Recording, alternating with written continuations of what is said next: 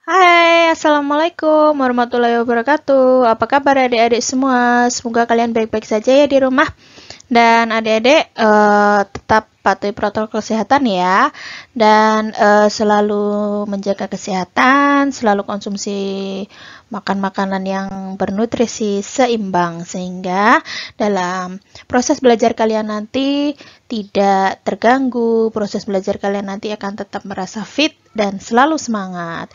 Baik adik-adik, dalam materi bahasa dan sastra Inggris kelas 12 kali ini, kita akan belajar tentang adjective clause yang biasa kita sering sebut dengan relative clause, yang nanti akan kita bedakan dengan jenis finite dan non-finite clause. Kalau kemarin kita sudah mempelajari prepositional phrase, nah ini kita ganti belajar tentang adjective clause atau relative clause. Langsung saja kita masuk ke materi.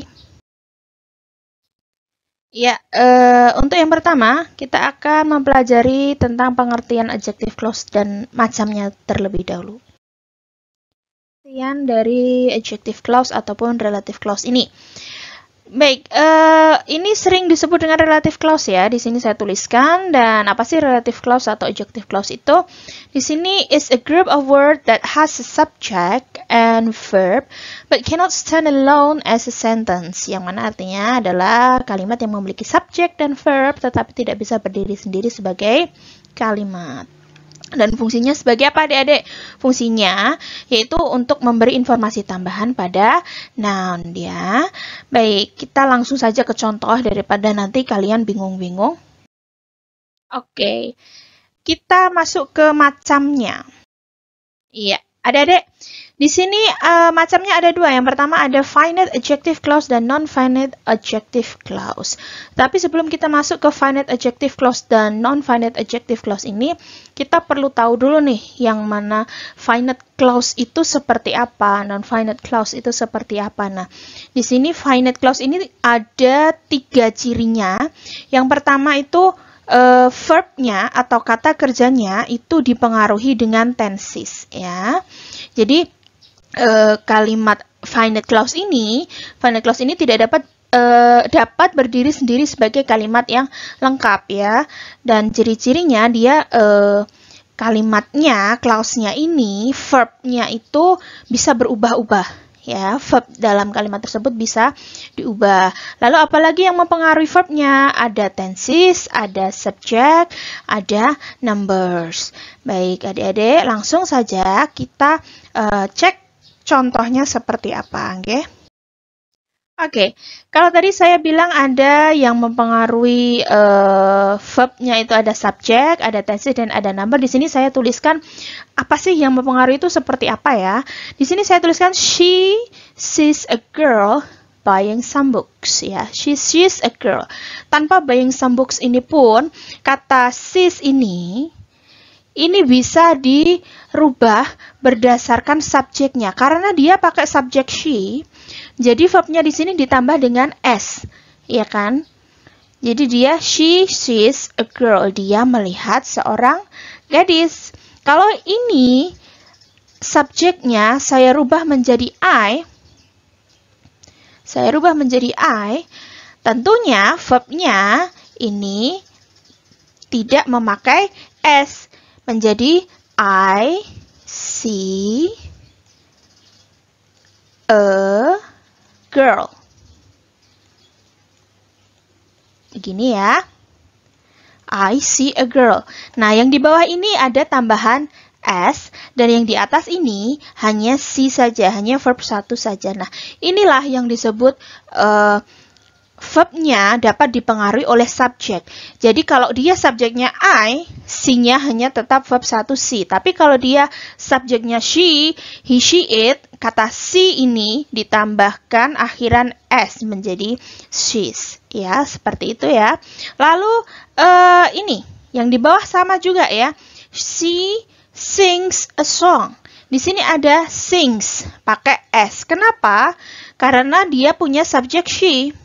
Ya, subjek she ini kalau di dalam present tense dia verbnya ditambahkan dengan s menjadi she sings a song.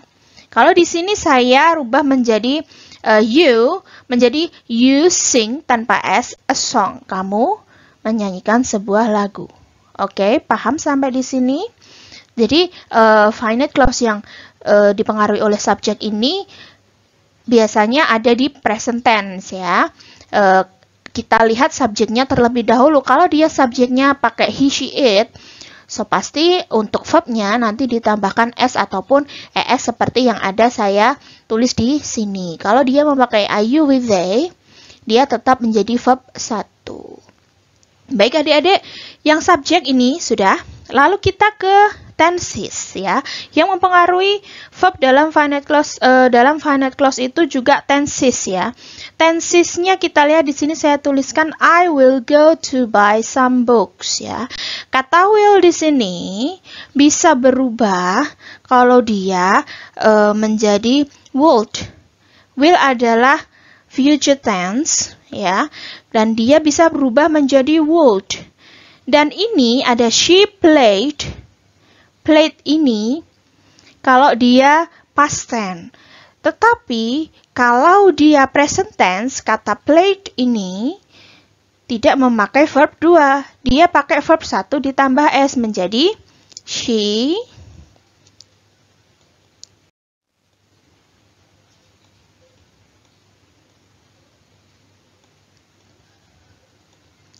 plays a piano. Ya. Jadi kata played di sini ini adalah verb 2. Lalu kata plays di sini adalah verb 1 plus s. Kenapa pakai s? Karena di sini dia she, karena dia adalah present tense. Begitu ya adik-adik. Nah, lalu number di sini ya. Number di sini yang mempengaruhi finite clause itu adalah number yang dimaksud adalah plural dan singular. Jadi berapa banyak benda yang ada dalam kalimat tersebut. Kita lihat di sini ada kalimat there is an apple on the table. Ya, di sini verb is dan are. Kenapa yang di atas pakai is? Karena apple-nya cuma satu. There is an apple. Satu apel. Oleh karena itu dia pakainya is. Lalu ada those are 5 apples. Kenapa pakai are? Karena di sini 5 apples, ada 5 apel. Ya, makanya dia pakai yang are. Itulah yang dimaksud dengan ciri-ciri finite clause yang mempengaruhi finite clause yang number. Begitu adik-adik, kita lanjut ke slide selanjutnya. Ya, adik-adik, sekalian dibuka untuk LKS-nya ya, halaman 19. Di situ, kalau tadi saya sudah menjelaskan tentang ciri-ciri khusus seperti apa atau finite clause itu. Nah, ciri-ciri khususnya yaitu verbnya bisa dipengaruhi oleh subjek, bisa dipengaruhi oleh numbers of thing-nya ya, apakah itu plural atau singular. Dan kalau yang ada di LKS tersebut, di LKS adik-adik itu disebutkan bahwa finite adjective clause itu biasanya menggunakan subordinating conjunction atau relative clause. Di sini yang saya tuliskan ada who, which, where, when, dan whose. Jadi penggunaannya untuk who itu digunakan untuk merujuk manusia, seseorang ya. Subject or object pronoun for people. Contohnya seperti ini. That's the woman who built my house. Jadi who di sini merujuk ke the women ya. Merujuk ke wanita yang membeli rumah saya. Kita pakai yang who relative pronounnya. Lalu untuk which itu digunakan untuk merujuk binatang ataupun benda. Nah, kita juga bisa menggunakan that di sini ya. Tetapi kalau kita merujuk ke manusia, seseorang, itu lebih baik kita pakai yang who. Yang ini.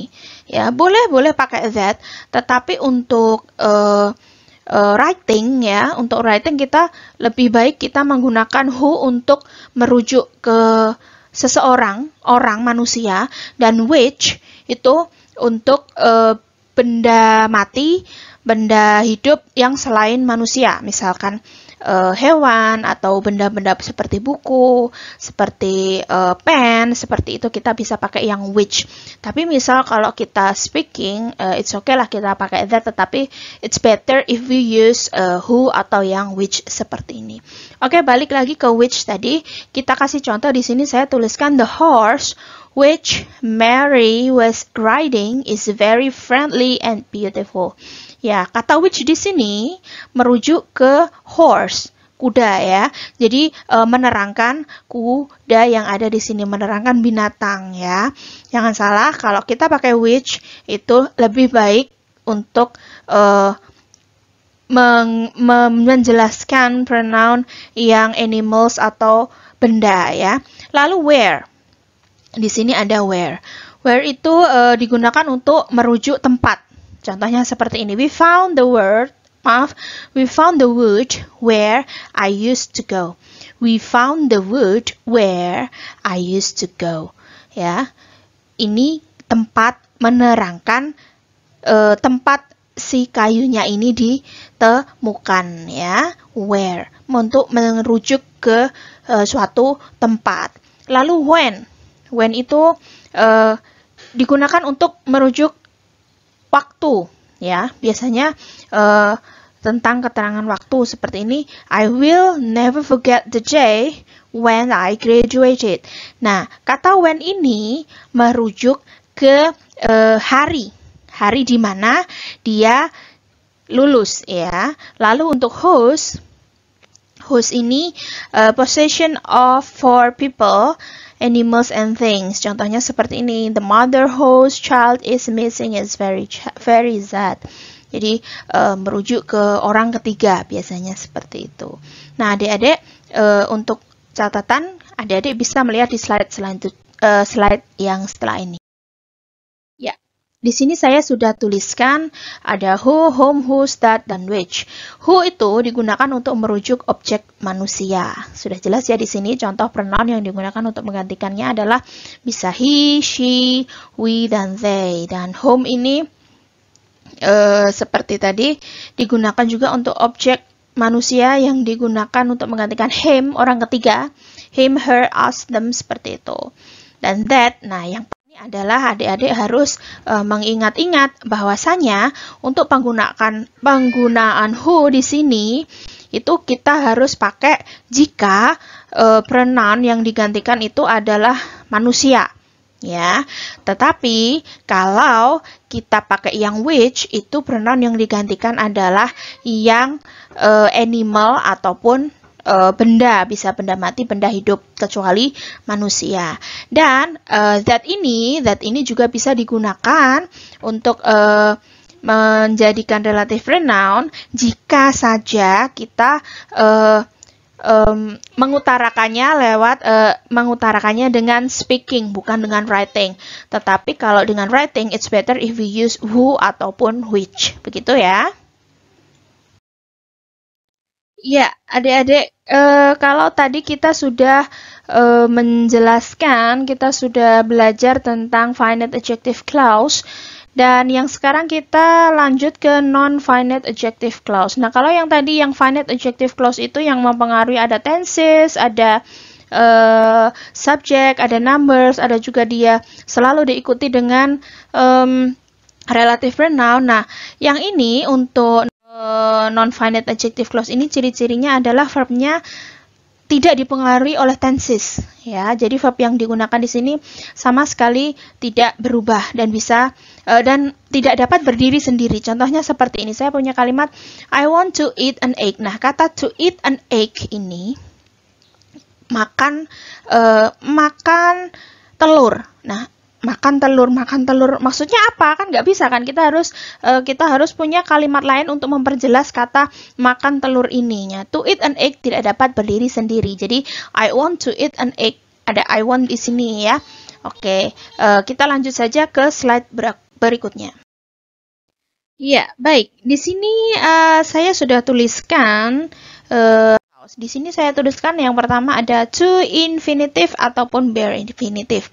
Nah, adik-adik, untuk lebih gampangnya apa sih infinitive itu? Nah, infinitive itu adalah kata dasar atau verb 1. Jadi kalau to infinitive itu to yang ditambah dengan verb 1. Ataupun kalau yang bare infinitive ya verb 1 itu sendiri. Di sini saya tuliskan I want to eat an egg dan I want eat an egg. Di sini kata eat an egg merupakan non-finite clause dan to eat an egg ini juga non-finite clause. Kenapa? Di sini ada kata eat yang verb 1. Ya, ini verb 1 dan to eat an egg di sini adalah to infinitive ya. Di sini tidak ada subjek yang mempengaruhi, tidak ada numbers-nya yang mempengaruhi ya. Jadi ini termasuk non-finite clause. Lalu yang kedua ada present participle. Present participle ini merupakan verb yang ditambah dengan ing, verb ing. Contohnya di sini I see a girl buying some books. Nah, buying some books ini merupakan non-finite clause ya. Yang perlu diperhatikan ada buying some books ini merupakan non-finite clause. Kenapa? Karena di sini ada buying. Ya, kata buying di sini tidak dipengaruhi oleh verb dan tidak dipengaruhi oleh subjek yang ada di sini, tidak dipengaruhi oleh plural ataupun singularnya. Tidak dipengaruhi oleh numbernya ya kan. Jadi ini merupakan non-finite clause.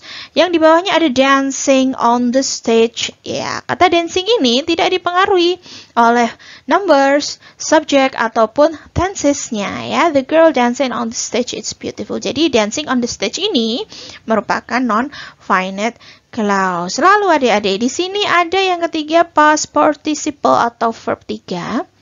Di sini ada the car parked in the field. Ya, park in the field ini merupakan non-finite clause. Kenapa? Karena kata park ini tidak dipengaruhi oleh subjek. Ya, tidak dipengaruhi oleh subjek, tidak dipengaruhi oleh numbers. Dan yang kedua ini ada I read the book written by Jimmy. Nah, di sini ada kata written.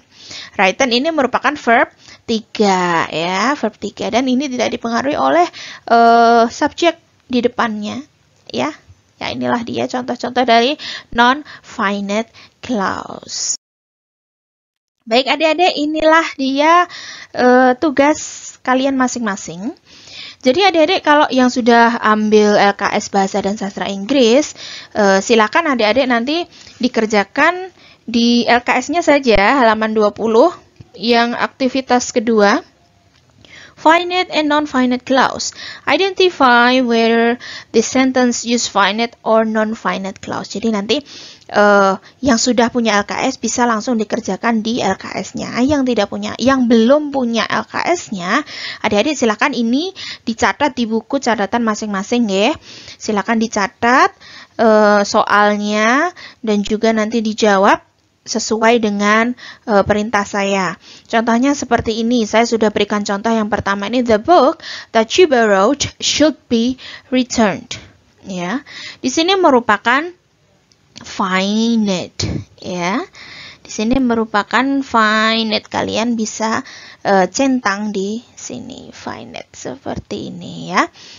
Lalu di sini saya berikan satu contoh lagi ya, yang nomor 1 di sini ada $2 is a small price to pay for a bar of chocolate. Di sini ada kata to pay for a bar of chocolate. Ada kata to pay ya di sini. Nah, di sini ada to dan infinitive pay. Ya, apa kira-kira finite atau non-finite? Nah, seperti itu ya. Kalian bisa identifikasi sendiri, nanti silakan ditulis di buku bagi yang belum mengambil LKS-nya. Dan adik-adik, seperti biasa untuk pengumpulannya, dimanapun kalian mengerjakan, entah di LKS, entah di buku, tetap harus di-convert ke PDF terlebih dahulu sebelum kalian upload ke LZS-nya. Begitu adik-adik. Dan jika ada pertanyaan, nanti bisa langsung segera chat saya di nomor WA seperti biasa. Dan silakan ditanyakan yang mana yang belum mengerti. Begitu ya adik-adik ya. Oke, adik-adik semua, thank you very much for your time for watching my video, dan terima kasih telah memperhatikan materi saya. Sekali lagi adik-adik, jika ada materi yang masih belum mengerti, adik-adik bisa menanyakan ke ibu di chat WhatsApp ibu seperti biasa. Dan tidak lupa saya mengingatkan juga kepada adik-adik untuk tetap selalu mematuhi protokol kesehatan yang ada.